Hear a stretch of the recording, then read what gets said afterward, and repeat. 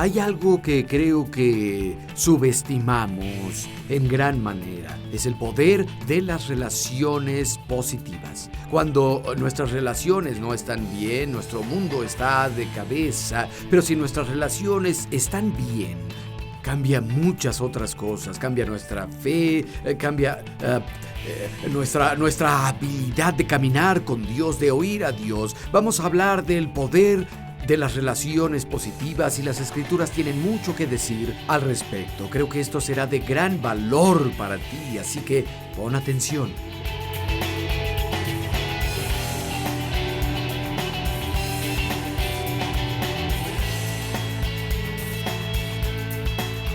Hoy les voy a hablar sobre el poder de las relaciones positivas. No tenemos tiempo de leerla, pero hay una historia en Génesis 20 sobre Abraham y Sara. Llegaron a la tierra del rey Abimelec, el rey de Gerar, y Abraham había convencido a Sara de que en cualquier lugar nuevo, Sara diría a todos que era su hermana, porque era una mujer hermosa y no quería que lo mataran para tomarla como esposa. Era mejor que se fueran con ellos y fingieran que eran hermanos al vivir en un lugar nuevo. Y llegaron y el siervo de Abimelec dijo: oiga, hay una hermosa mujer con unas personas, vienen llegando al área. Y Abimelec llevó a Sara a su harem y ella dijo: sí, Abraham es mi hermano. Y él le dijo: nos vemos, hermana. Y ella se fue al harem de Abimelec. Pero Dios despierta a Abimelec a medianoche y le dice: estás muerto. La mujer que tomaste pertenece a mi siervo Abraham. Y Abimelec, él defiende su caso y dice: Dios no lo sabía, él dijo que era su hermana. Dios dice: como hiciste esto con integridad de corazón, te perdono. Y es una historia interesante.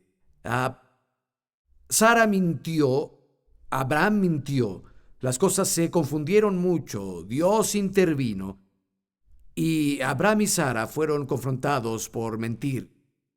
Abimelec envió a Sara con Abraham y luego, después de que todas esas relaciones fueron restauradas y puestas en el orden correcto, al final del capítulo dice: Abraham oró a Dios y Dios sanó a Abimelec y a su esposa y a su sirviente.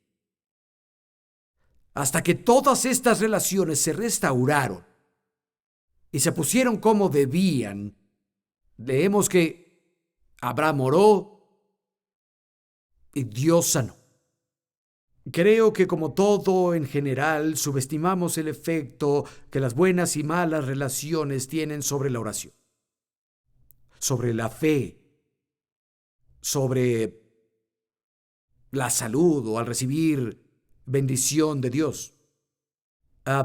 Antes conducía una camioneta Volkswagen 1963. Pagué $1,000 por ella. Tenía un motor de 36 caballos de fuerza reconstruido. Debieron verla intentando subir una colina. Todos a bordo tenían que respirar e impulsarse o no subíamos a la siguiente colina. Y la camioneta se descompuso un día y yo no soy un buen mecánico. Aprendí un par de cosas por necesidad, especialmente cuando era dueño de ese vehículo. Y un chico la revisó, le quitó un pequeño tornillo. Dijo: el problema es este. E hizo... Era como una cabeza de alfiler en el tornillo. Dijo: el combustible pasa por aquí. Tenía una basura. Y volvió a ponerlo y arrancó de nuevo. Hizo... Era una pequeña basura o una partícula de algo que se atoró ahí donde tenía que pasar el combustible al pequeño motor de 36 caballos de fuerza, pero apagó todo el motor y dejó de seguir avanzando. Y creo que un poco de tierra en nuestras relaciones puede hacer lo mismo a la fe y a la oración, con todo lo que se produce: el conflicto, la falta de perdón, el egoísmo, la deshonestidad. La principal razón que Jesús citó para una oración sin respuesta en todos los evangelios, o la falta de la fe que toca a Dios o trae una respuesta deseada, fueron las cosas que no están bien en las relaciones. Es lo primero que subrayó como fracaso de la oración, o la falta de fe que da resultados, la falta de perdón, tener resentimientos. Si mis oraciones no son contestadas, es lo primero que tengo que revisar en mi corazón. ¿Sabes, Bayless? ¿Has guardado algo malo hacia alguien? Incluso si tú eras el recto en una situación y te han hecho daño, has permitido que la falta de perdón o la amargura entrara en tu vida. Jesús llegó lejos. En Mateo 18 dijo que las personas están en manos de su verdugo hasta que las relaciones se componen y se otorga el perdón. Hace muchos años iba a la iglesia, tal vez fue en 1978 o principios del 79. Recuerdo que había un caballero canoso, él era un acomodador y no entendía ese término, pero dijeron que era uno de los ancianos de la iglesia y era un cargo en la iglesia, algo de esa naturaleza. Una vez se levantó a compartir en un servicio que lo habían llamado para ir a orar por una mujer, una señora que no iba a la iglesia, y en ocasiones iba a orar por los enfermos o por sus necesidades. Fue a visitar a esta mujer, ella estaba inmovilizada y tenía artritis paralizante. Sus articulaciones estaban anudadas, según él. Le había afectado rodillas, tobillos, sentía un dolor terrible. No podía andar, no podía estirar los dedos y había estado así por varias décadas en esa silla de ruedas por su condición artrítica. Y no recuerdo bien o por completo lo que se suponía que había sido la oración, pero ella le pidió que alguien fuera a orar. Él fue a orar por ella, luego contó la historia y dijo, fui a imponerle las manos para pedir, y no pude hacerlo. Retrocedí y luego intenté orar por ella de nuevo y no pude hacerlo. La tercera vez fui a imponerle las manos y a orar por ella y algo me detuvo. Y le dije a la señora, lo siento, parece que no puedo orar por usted. ¿Es posible que tenga falta de perdón en su corazón contra alguien? Y ella dijo, pues de hecho sí, con mi hermana. Me he amargado contra mi hermana por 30 años.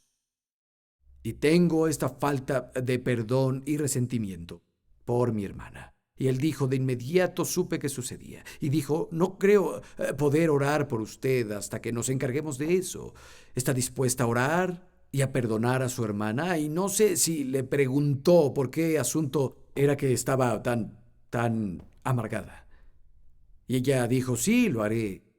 Y ella agachó la cabeza y comenzó a orar y comenzaron a caer lágrimas de sus ojos. Ella oró y le pidió a Dios que la perdonara por guardar amargura todos estos años y le pidió a Dios que perdonara a su hermana y dijo, pasó algo muy raro, oí unos ruidos como si se rompiera una rama.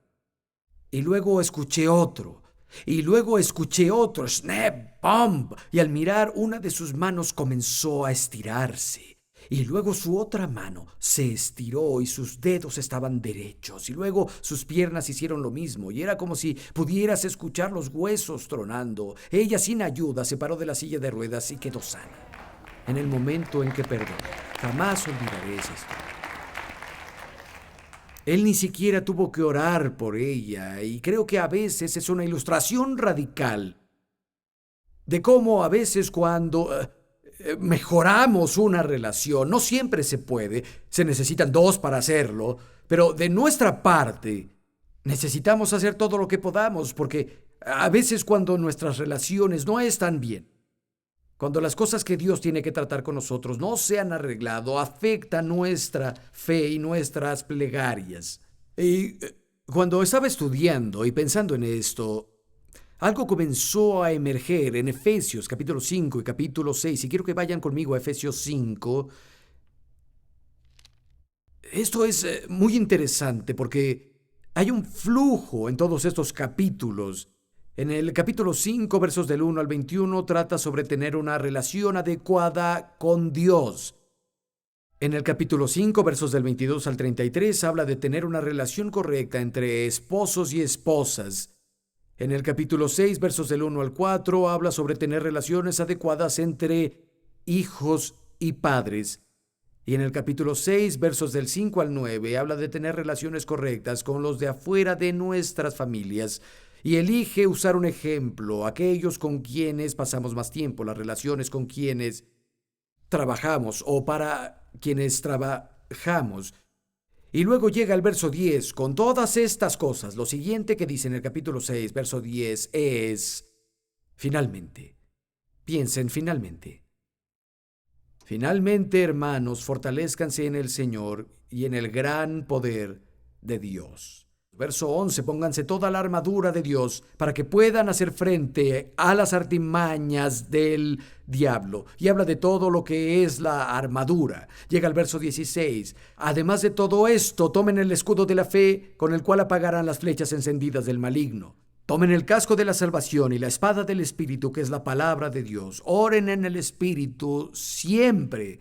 Con peticiones y ruegos, manténganse alerta y perseveren en oración por todos los santos. Bueno, pónganse la armadura de Dios, ayunen, usen su fe, usen la palabra de Dios para orar, etcétera, etcétera.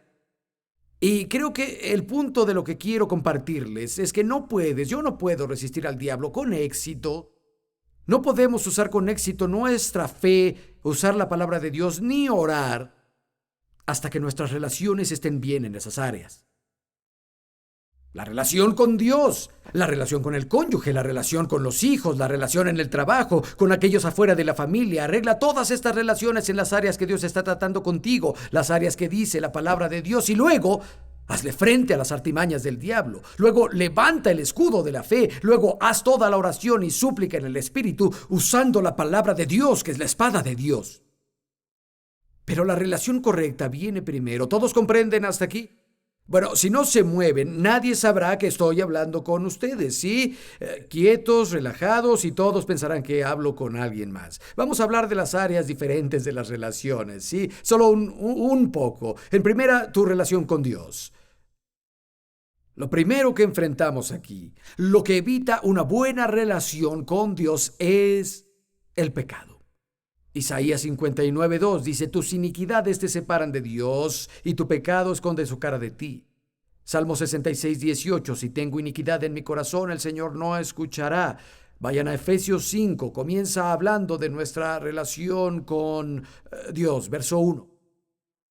Por tanto, imiten a Dios como hijos, den amor como Cristo nos amó y se entregó por nosotros como ofrenda y sacrificio fragante para Dios. La inmoralidad sexual, la impureza o la avaricia ni siquiera deben mencionarse porque eso no es santo.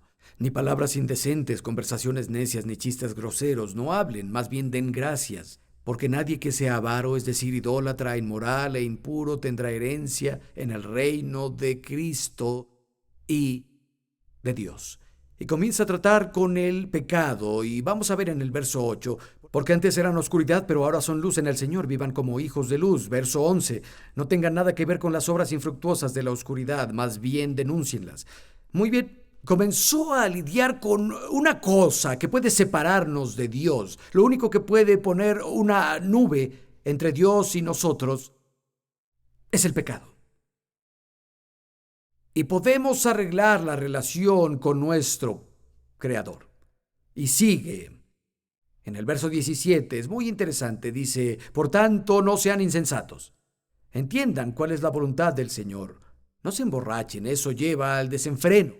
Sean llenos del Espíritu. Anímense unos a otros con salmos, himnos y canciones espirituales. Canten y alaben al Señor con el corazón, dando siempre gracias a Dios el Padre por todo, en el nombre de nuestro Señor Jesucristo. Sométanse unos a otros por reverencia a Dios. La palabra desenfreno en realidad significa indulgencia sin restricción en un sentido de placer. Pablo le escribió a un grupo de personas que cada uno de ellos había experimentado diferentes festividades que había en el mundo de habla griega. Uno de sus dioses, el dios griego del vino, y el dios griego del placer, la forma en que se servía a este dios griego era embriagándose.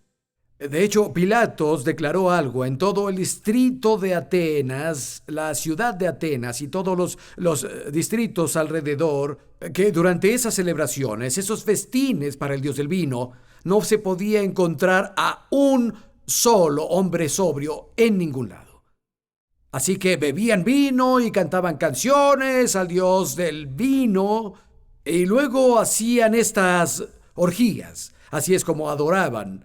Era lujuria desenfrenada, sin restricciones, y hacían lo que querían, y hacían esas cosas, y la idea es que si podías entregarte por completo, te embriagabas con vino, entonces te poseería el dios del vino y del placer.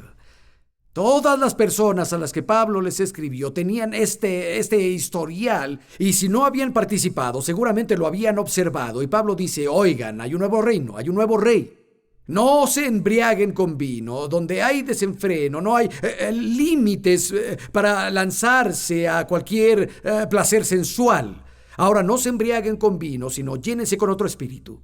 No tienen que obtener un espíritu de una botella. Pueden ser llenados de un espíritu diferente, hablando a ustedes en los salmos, himnos, en canciones espirituales, cantando y haciendo melodía en tu corazón para el Señor.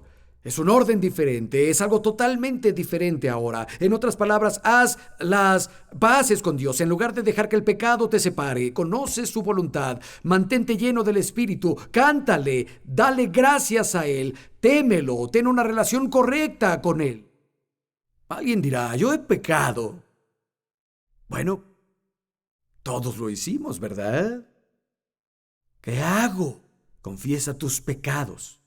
Arrepiéntete y confiesa. Primera de Juan 1:9. Si confieso mis pecados, ayúdenme con esto. Es fiel y justo para perdonarme y limpiarme de todas mis transgresiones. Si confieso mi pecado, Él me limpia de toda transgresión. Puedo cambiar para estar bien de nuevo. Estoy bien de nuevo con Él. Y no se trata de que nos ganemos el perdón de Dios o meritemos el derecho a que conteste todas nuestras oraciones. Es solo por la gracia de Dios y solo eso. Nuestra parte es arrepentirnos y creer. La Biblia dice que Abraham en Romanos capítulo 4, que creyó en Dios y le fue contado por justicia. Lo mismo es verdad para ti. Leí una historia hace muchos años sobre un hombre que era administrador.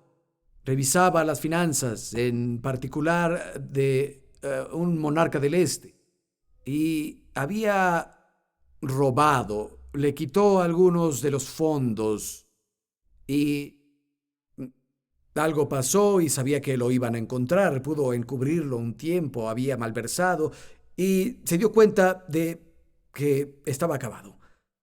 Y fue a la cámara más baja del palacio donde vivía y él escribió una nota de suicidio. Se iba a quitar la vida. Hizo una confesión completa de lo que había hecho y cómo había robado el dinero del rey y cómo se arrepentía y sentía lo que había hecho y que si pudiera hacer algo para cambiarlo lo haría. Y comenzó a llorar, puso la cabeza sobre la mesa, se quedó dormido, entró en un sueño tormentoso.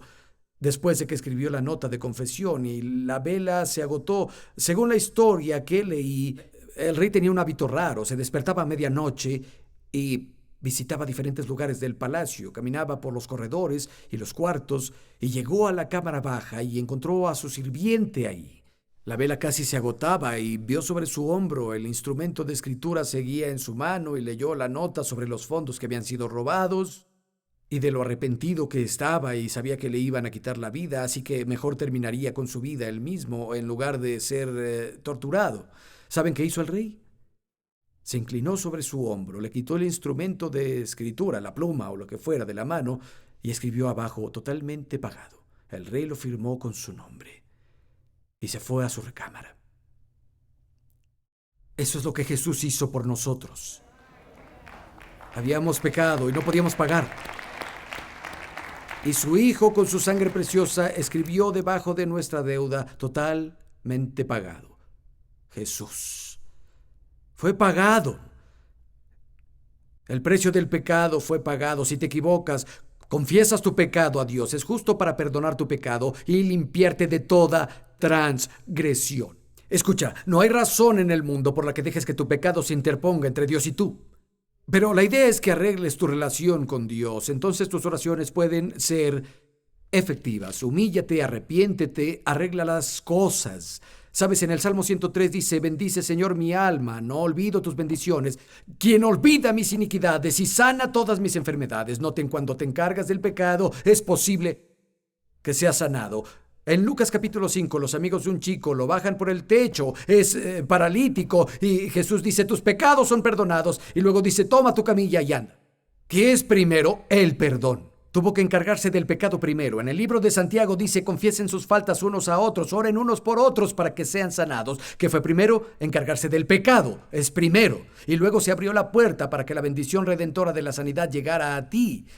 No es cuestión de ganarse las cosas, pero hay una nube entre Dios y tú. Quítala del camino. La sangre de Jesús limpia todo pecado. No hay razón para que continuemos con una mala relación con Dios cuando ya se pagó el precio. Vamos a arreglar la relación más importante esta noche. ¿Alguien diga amén? Ahora pasamos a las relaciones familiares. Vayan conmigo al capítulo 5. Disculpen, verso 22. Dice, esposas, sométanse a sus esposos como al Señor, porque el esposo es la cabeza de su esposa, como Cristo es cabeza de la iglesia y salvador de su cuerpo.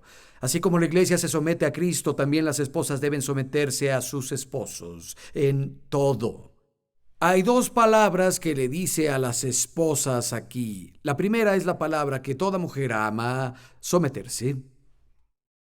¿Podemos decirla juntos?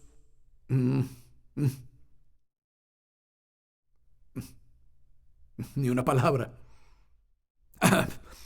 De hecho, es un término militar. En lenguaje griego significa estar en un rango abajo.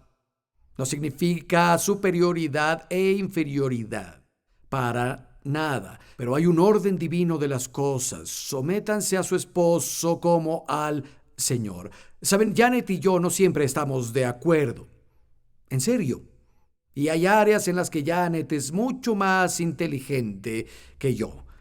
Ella tiene más experiencia en algunas cosas que yo y hay cosas en las que yo tengo más experiencia que ella. Somos un equipo. La Biblia dice que somos coherederos de la gracia de la vida juntos. No siempre vemos las cosas de la misma forma y hablamos de ello. Y después de que hablamos, si aún no lo vemos igual ella ahora, yo también. Y si aún no concordamos, ¿saben qué? Ella se somete. Y cuando lo hace, no echa el ancla a nuestro bote y siento que tengo que arrastrar esa ancla solo.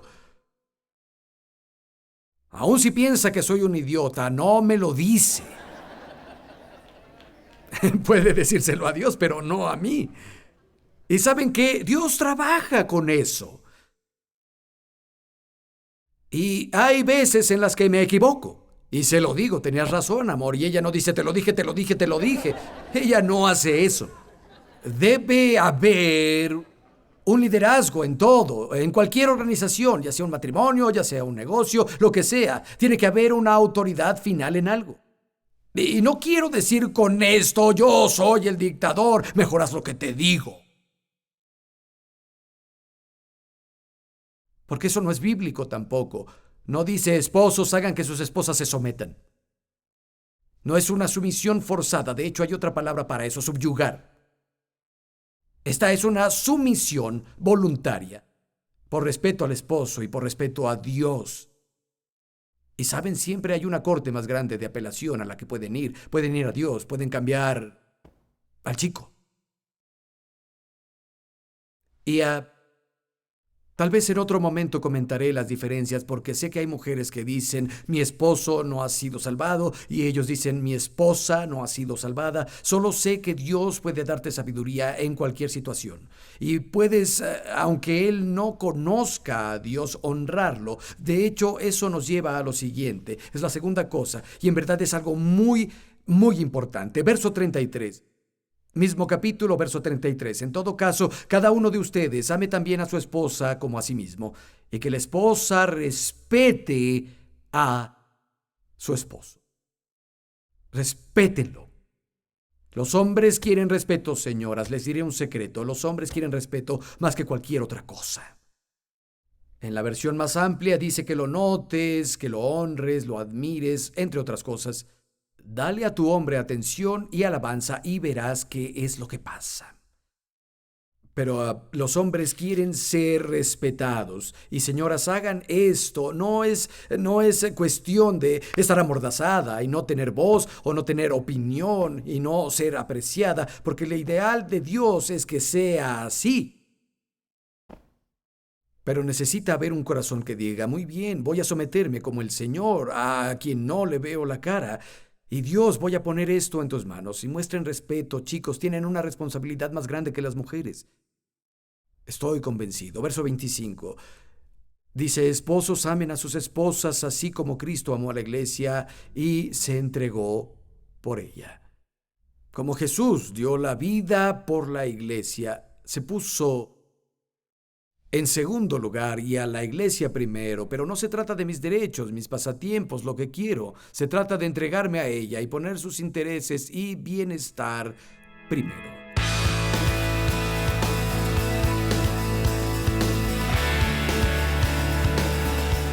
Más que nada, las mujeres quieren ser amadas. Y más que nada, los hombres quieren ser respetados. Mujer, si respetas a tu esposo, y señor, si amas a tu esposa, tendrán una relación increíble. Pero hay algo que viene primero. Antes de que las relaciones estén bien horizontalmente, nuestra relación vertical con Dios debe estar bien. Primero la enseñanza en la Biblia donde habla de que los esposos hablen a sus esposas y las esposas sometan a sus esposos, sométanse unos a otros en el temor de Dios, todo eso. Dice que tengamos una relación con Dios primero, que estemos llenos del Espíritu, que hablen en salmos, himnos y canciones espirituales. En ambos libros, en Efesios y Colosenses, tenemos la gran enseñanza del matrimonio. Siempre lo precede una relación real, sincera y vibrante con Dios. Arregla tu vida con Dios, dale tu corazón a Jesucristo y habrá bendición en todas las otras relaciones de tu vida también. Nos vemos la próxima. Bendiciones.